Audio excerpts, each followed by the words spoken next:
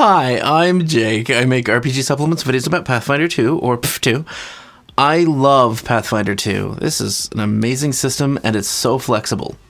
There's so much flavor you can pack in, and so many things you can change, and it'll still work just fine. I want to talk today about an archetype that is in the Adventure Path Triumph of the Tusk in the first of 3 books, The Resurrection Flood. It's an archetype based on tattoos. I think that's interesting. I mean, it's not completely missing from the system because there's a bunch of tattoos already, but having a specialized tattoo maker takes it beyond the skill feat that's about tattoos. So cool, let's go over it. New archetype. Belkzen's harsh environment and ancient history have inspired this tradition and archetype. It's an Orcish hold. Tattooed Historian. In Belkzen, an important part of a storyteller's arsenal is body art. Anything from depictions of past events to illustrate a legend to gruesome scars that prove the bearer faced real danger and survived. Belkzen orcs with extensive body art and scars are often dubbed historians for the stories they carry. I love it. It's just a different way to have a historian. The greatest of them can unlock these stories' intrinsic magic to perform supernatural feats. A tattooed historian commands respect and reverence, often allowing them to travel safely among Belkzen's holds. It's bringing history to life. This archetype represents the Belkzen version of a tattooed historian. Other cultures might have developed variations of this tradition with different prerequisites. I love that, because I could totally see this being used for a variety of versatile heritages. Tattooed Historian Dedication, Feat 2, Uncommon Archetype Dedication. Prerequisites, Constitution +1, which is really weird for a non-multiclass archetype. Trained in Belkzen lore, Orc Pantheon lore, or, at the GM's discretion, a related lore skill. So you have to care about the culture that you're getting inked on your skin. Makes sense to me.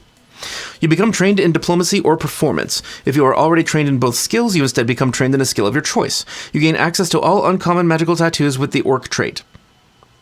Yeah, there's not a lot of those that are just specifically orc trait, but there are new ones in this book. And I encourage you to make more that have traits of other ancestries, or just assign ancestry traits to those that make sense. You gain a storied skin tattoo for free upon gaining this feat, or another magical tattoo of 2nd level or lower if you already have storied skin.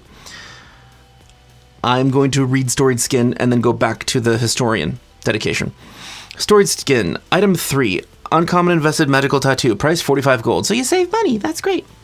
Your skin becomes a canvas that records history as you learn it. When you receive this tattoo, choose a lore skill. You can add the visual trait to the recall knowledge action in order to study your tattoos, granting you a +1 item bonus to your checks using the chosen lore skill. A storied skin tattoo starts with an icon that represents a central event in your subject of study and is usually placed on the forehead or over the heart. So obviously, +1 to any skill is nice. Having +1 to any lore that you choose, a specific lore, at 2nd level, or even 3rd level, which is the level of the tattoo, is extremely useful. Each time you learn about a major event in the history of that subject, an image, design, or symbol appears on your skin to represent the event. Activate has an activate ability. Living History. 1 action, concentrate, frequency once per minute, effect, the tattoo's design animates for 1 round, crudely portraying some scene associated with the chosen lore skill. That does nothing else. It's just for flavor. However, the Tattooed Historian uses it. So we will continue. So you gain a storied skin for free. You cannot have more than 1 storied skin tattoo, but the frequency of its Living History ability increases by 1 use per minute for every 3 tattooed historian feats you have. For every 2 tattooed historian feats you have, you can invest 1 magical tattoo that does not count against the maximum number of items you can have invested at one time, which is amazing because you need that in order to be a specialist in tattoos. Because the tattoos always reduce the amount of items you can have invested by 1. It's just how they work. Next feat. Already, I really like this archetype. I mean, just think about how many different uses, different ancestries it could have, and how much flavor it could add to your character. Alright, Agent of All Holds, level 2 feat, uncommon archetype, prerequisites, Tattooed Historian Dedication. Trigger, you critically fail a diplomacy, intimidation, or performance check. Which, granted, sucks. I guess it would mostly suck if it's an in-combat thing, because otherwise you can probably recover from it with good role-playing. But if, you critically fail a bon mot in combat, that just sucks. If you critically fail on intimidation in combat, that sucks. If you critically fail a performance check to tumble through, that sucks. Orcs across Belkzen recognize you as an honored lore keeper. You're adept at leveraging this status and showing off your tattoos to resolve conflicts, change minds, or distract others from a faux pas. You get a failure on the check rather than a critical failure. And that is if it doesn't have anything to do with an orc. Like, just no matter what, whenever you are critically failing at one of these, you just get a failure on the check instead. Which is really powerful because it's not a reaction. It's not a once per day. You just don't critically fail these anymore. If the triggering check was made against a creature with the orc trait, you can instead add the fortune trait to this ability and reroll the check, treating any critical failure as a failure.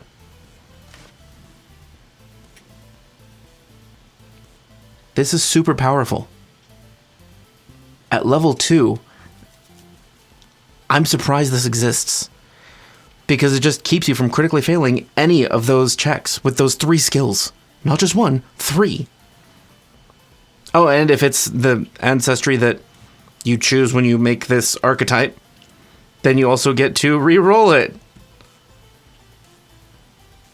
It's great. It's super great. It's really damned useful.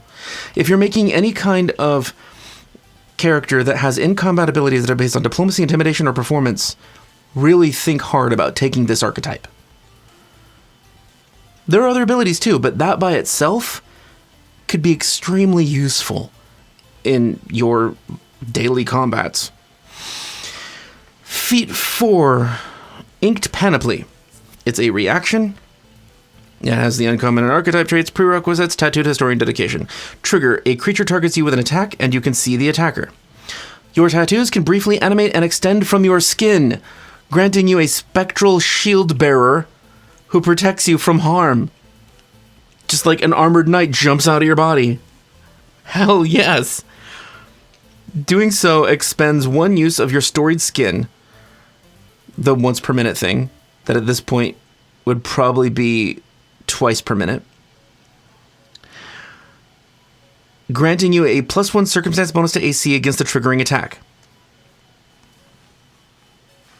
That's extremely useful by itself. Plus, in addition, you gain resistance to mental, spirit, and void damage equal to twice your number of tattooed historian feats against the triggering attack. Not always going to be useful, but a very nice benefit, a side benefit. But this reaction doesn't require that you have shield block or own a shield. It's great for any two-handed weapon user too. I can see a lot of purposes for this archetype. Level 6 feat, infused with Belkzen's might. 1 action, uncommon archetype prerequisites, tattooed historian dedication. Your tattoos immortalize the conquests of orc war leaders, such as Belkzen besieging the dwarven sky citadel of Koldukar. You can expend 1 use of your storied skin's living history ability to channel this power into your own weapons. Until the end of your next turn, you deal additional spirit damage with weapons and unarmed attacks equal to 1 plus half the number of tattooed historian feats you have. Period. To everyone. This doesn't have to have anything to do with orcs or any ancestry. So use the ability, and until the end of your next turn, you deal additional spirit damage with weapons and unarmed attacks equal to 1 plus half the number of tattooed historian feats you have. This is great. For any attacks, it's just charge up, do more damage. That's always going to be useful, unless you're a caster. Next feat, level 6 as well, inscribed with Elder's Deeds. Uncommon archetype prerequisites, tattooed historian dedication. Your tattoos commemorate unique exploits that, according to legends, only an orc could accomplish. During your daily preparations, you can reconfigure part of your storied skin to depict a specific orc hero, granting you a first level ancestry feat with the orc trait until you prepare again. This ancestry feat cannot require any physiological feature you lack, as determined by the GM. Since this feat is temporary, you can't use it as a prerequisite for permanent character options such as for a feat. At 13th level, you can instead gain a 5th level ancestry feat with the orc trait. Bear in mind that to take this archetype, The only prerequisites are you have to have Constitution +1, at least, trained in one of the following: Belgzen lore, Orc Pantheon lore, or at the GM's discretion, a related lore skill. So you don't have to be an orc to take this archetype. Further, if you flavor this archetype for a different ancestry, which it even suggests doing, you can get some really cool, powerful abilities. Like, let's look at changelings. Actually, okay, I'll do that in a second. I'll look at orcs first. So if you're not an orc, you could get Orc Ferocity, which, as a reaction once per day, if you would be reduced to 0 hit points but not immediately killed, you just remain at 1 hit point, standing, and you gain the wounded condition or increase the wounded condition by 1. I know most of you probably already know this, how that works. But that's amazing as just part of like what you can do in the morning. You just choose that. Or Orc Superstition. You attempt a saving throw against a spell or magical effect and have not yet rolled. It's a reaction. You get +1 to the saving throw. There are a lot of these things that you don't have to have body parts that work for an orc to get one of these orc feats. Tusks, you do. But for the rest of them, you don't. All right, let's look at Changeling. So, it doesn't say it can't be a lineage feat, and that's a first level ancestry feat. So, let's take, I don't know, how about Vergamay? Born of a Storm Hag, you have 1 crystal blue or rain gray eye, which isn't required. You share your mother's power of wind and storm. You can cast Electric Arc as an occult innate cantrip. Veil May gives you the Light-O-Me skill feat, and you can shed a disguise by ripping off the top layer of your skin. So if you're going from a disguise where you were impersonating somebody to your own original form, it's a 3-action activity, which is super fast. You just strip off the skin because you don't need it anymore. Moon May, you get guidance. Snow May, you're fine in wintry conditions. Like, think about it for the, I think it's called Nari now, the Ifrit. You can blow fire. You can get intimidating glare with your fiery gaze. You can impersonate a tiefling. There's so many options here. Oread, you can eat dirt to survive if you have tattoos based on Oreads or earth elementals. Sylph, Undyne, so many options. All right, I'll go back to the actual archetype. Wrath of the Hold, level 8 feat, 2 actions. It has the usual uncommon archetype traits, but also the occult trait. Prerequisites: Tattooed Historian dedication. Your tattoos carry the strength of an innumerable horde, and you can expend 1 use of your storied skin's living history ability to animate your tattoos as ghostly assailants that swarm your foes. These spirits attack all foes in a 30-foot cone. It's just foes, I love that! Dealing 4d6 spirit damage. The damage increases by 1d6 at 10th level and every 2 levels thereafter. Each affected creature must attempt a basic will saving throw against the higher of your class DC or spell DC. It's a will save that only affects enemies to deal area damage. That's a rare combination of abilities. Or traits, feats. Traits. Hell yes! And at this point, you can do this multiple times per minute. This is super powerful and super damaging. And it looks super cool! Look at the Tattooed Historian! Let me zoom out so you can see it better. Tattooed Historian is her name, apparently.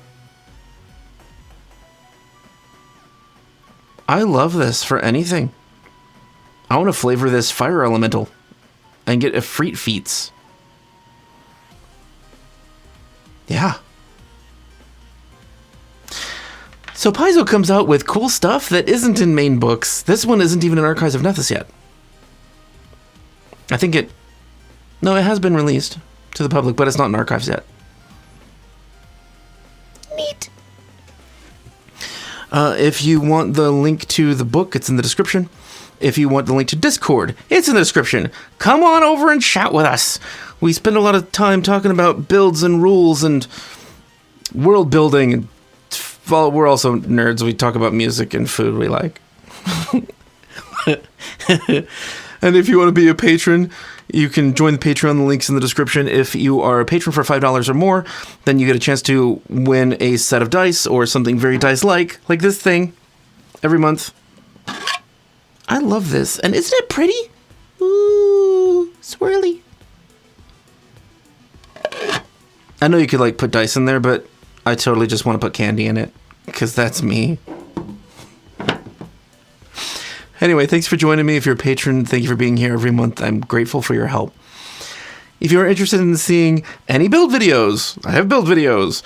If you're interested instead in seeing a playlist of different archetypes to give you ideas of what to make, that's right there as well.